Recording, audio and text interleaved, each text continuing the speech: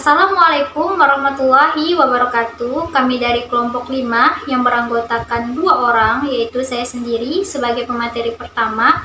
Perkenalkan, nama saya Livia dari kelas PAI 6E, dan rekan saya sebagai pemateri kedua yaitu Darmansyah dari kelas PAI 6E. Jadi dalam video ini kami akan mempresentasikan hasil proposal kuantitatif yang telah kami susun. Dan pembuatan video ini bertujuan untuk memenuhi tugas akhir mata kuliah metodologi penelitian kuantitatif.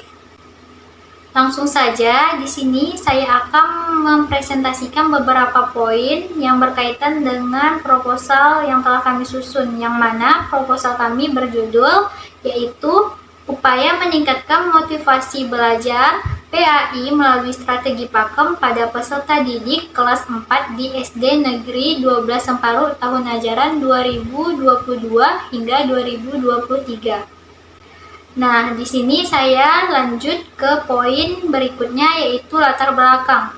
Yang mana di latar belakang kami juga menjelaskan tentang pengertian pendidikan, terus pengertian motivasi belajar, pengertian strategi pakem, kemudian pengertian dari pendidikan agama Islam, dan juga kami memaparkan pra penelitian yang kami lakukan yaitu observasi awal, yang mana kami mengamati pembelajaran PAI di kelas 4 di SD Negeri 12 Semparu.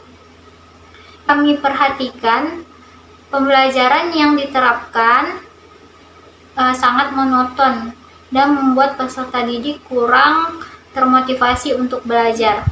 Karena kami juga tidak ingin menduga-duga, jadi kami melakukan wawancara untuk memastikan apakah benar terjadi masalah dalam pembelajaran PAI, yaitu kurangnya motivasi peserta didik. Kami melakukan wawancara pada beberapa peserta didik, khususnya peserta didik kelas 4 di SD Negeri 12 Semparu, dan terbukti bahwa dari wawancara yang kami lakukan itu, beberapa peserta didik merasa kurang termotivasi dalam belajar karena mereka merasakan bosan atau jenuh dalam pembelajaran PAI. Oleh karena itu, kami dalam penelitian ini sebagai peneliti memberikan solusi atas masalah yang terjadi dengan dilakukanlah proses pembelajaran di dalam kelas melalui strategi pakem atau strategi pembelajaran aktif, kreatif, efektif, dan menyenangkan agar pembelajaran tidak monoton yang mana bisa membuat peserta didik merasa tidak bosan dan jenuh.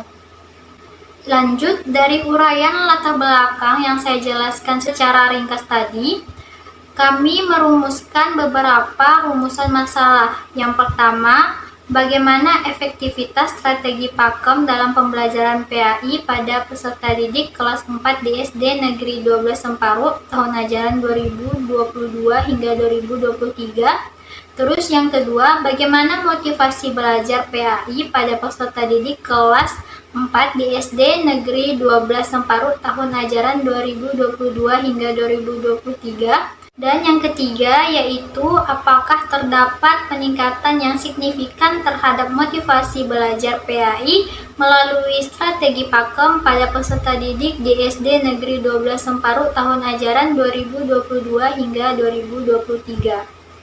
Nah, selaras dengan rumusan masalah yang kami paparkan tadi, tujuan penelitian juga memiliki 3 tujuan. Yang pertama yaitu untuk mengetahui efektivitas strategi pakem dalam pembelajaran PAI pada peserta didik kelas 4 di SD Negeri 12 Semparu tahun ajaran 2022 hingga 2023.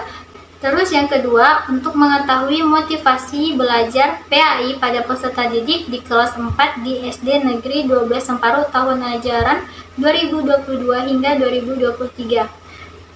Terus yang terakhir, yang ketiga, untuk mengetahui peningkatan yang signifikan terhadap motivasi belajar PAI melalui strategi pakem pada peserta didik di SD Negeri 12 Semparu tahun ajaran 2022 hingga 2023. Lanjut ke manfaat penelitian. Nah, manfaat penelitian ini terbagi menjadi dua, yaitu manfaat teoritis dan manfaat praktis. Manfaat teoritis ini, secara teoritis penelitian yang dilakukan diharapkan bisa memberikan pengetahuan yang lebih meluas untuk pembaca sebagai bahan bacaan, rujukan, dan acuan serta perbandingan dalam keilmuan, khususnya pada ilmu pendidikan yang berkaitan dengan peningkatan motivasi belajar dan strategi pakem.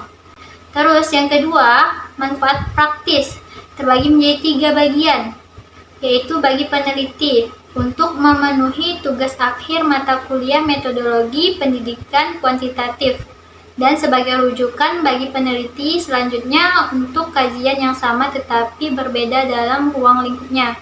Terus yang kedua, bagi sekolah diharapkan dapat berkontribusi untuk sekolah dalam meningkatkan motivasi belajar peserta didik pada pelajaran PAI melalui strategi pakem. Terus yang ketiga, bagi pendidik dan calon pendidik diharapkan menambahkan pengetahuan dan sumbangan pemikiran untuk meningkatkan motivasi belajar peserta didik di kelas 4 pada mata pelajaran PAI melalui strategi pakem. Baik, lanjut ke kajian teori. Nah, di kajian teori ini terdapat strategi pakem, di mana kami menjelaskan tentang pengertian strategi pakem, terus tujuan strategi pakem, kemudian model-model pembelajaran strategi pakem, terus ada juga karakteristik atau indikator strategi pakem, kemudian langkah-langkah dari strategi pakem, terus kelebihan dan kekurangan dari strategi pakem. Nah, itu dia beberapa poin yang saya jelaskan dan akan dilanjutkan oleh rekan saya, Darmansyah. Sekian dari saya, terima kasih. Wassalamualaikum warahmatullahi wabarakatuh. Assalamualaikum warahmatullahi wabarakatuh. Baiklah, saya akan melanjutkan pembahasan dari teman saya, yaitu kajian teori. Yang kedua ialah motivasi belajar. Nah, dari motivasi belajar ini terdapat beberapa sub. Yang pertama ialah pengertian motivasi belajar. Yang kedua, fungsi motivasi belajar. Yang ketiga, macam-macam motivasi belajar. Yang keempat, faktor-faktor yang mempengaruhi motivasi belajar. Dan kelima ialah indikator motivasi belajar. Nah, yang nomor 3 dari kajian teori yaitu pendidikan agama Islam. Dari pendidikan agama Islam ini terdapat beberapa subbab. Yang pertama, pengertian pendidikan agama Islam. Yang kedua, tujuan pendidikan agama Islam. Yang ketiga, dasar pendidikan agama Islam. Dari dasar pendidikan agama Islam ini terdapat 2 dasar. Yang pertama, dasar yuridis, dan kedua, dasar religius. Yang keempat, fungsi pendidikan agama Islam. Nah, kajian penelitian terdahulu. Untuk kajian penelitian terdahulu, kami mengambil 3 contoh. Yang pertama adalah penelitian Nurul Fathiyah tahun 2016 yang berjudul penerapan pakem untuk meningkatkan hasil belajar siswa pada pembelajaran IPA di kelas 5 Madrasah Ibtidaiyah Piung Aceh Besar. Yang kedua, penelitian Vina Nur Ramdaniyah, Sarah Wulan, dan Rizky Dwi Prabowo pada tahun 2020 yang berjudul upaya meningkatkan motivasi belajar dalam mata pelajaran matematika dengan strategi pakem, diterbitkan oleh Proceeding Seminar Nasional Pendidikan STKIP Kusuma Negara II Indonesia. Dan yang terakhir ialah penelitian Amrisal tahun 2021 yang berjudul upaya meningkatkan prestasi belajar pendidikan agama Islam dengan menerapkan model pembelajaran pakem pada siswa, diterbitkan oleh Jurnal Penelitian Guru Indonesia.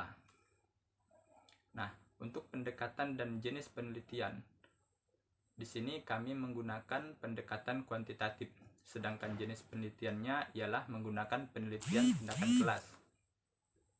Untuk tempat dan waktu pelaksanaan, tempat penelitiannya dilakukan di SD Negeri 2 Semparo pada siswa kelas 4, sedangkan waktu penelitian itu kurang lebih selama 1 semester atau 6 bulan, mulai dari bulan Januari 2022 sampai bulan Juni 2022. Untuk populasi dan sampel.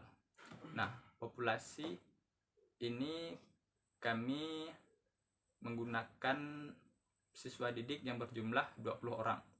Sedangkan untuk sampel pendidikan ini kami menggunakan total sampling.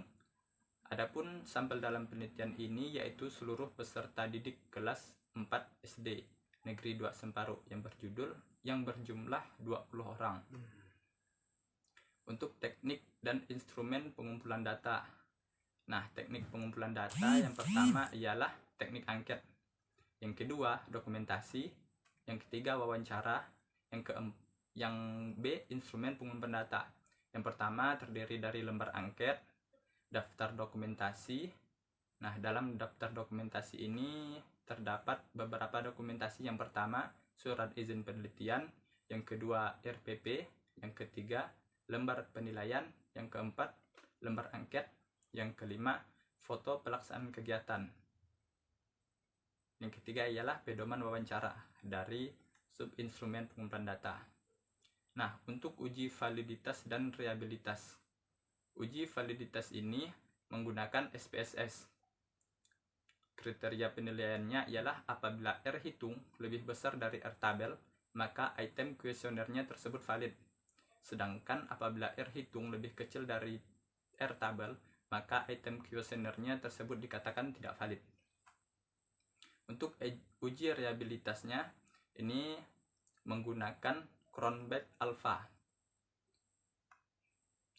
Dan teknik analisis datanya menggunakan SPSS, yaitu dengan statistik deskriptif yang terkumpul dianalisa dengan perhitungan rata-rata min dan dipresentasi skor melalui aplikasi SPSS.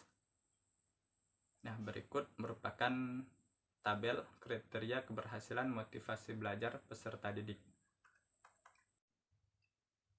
Nah, berikutnya merupakan kisi-kisi angket dari proposal kami. Yang pertama ialah kisi-kisi angket strategi pakem.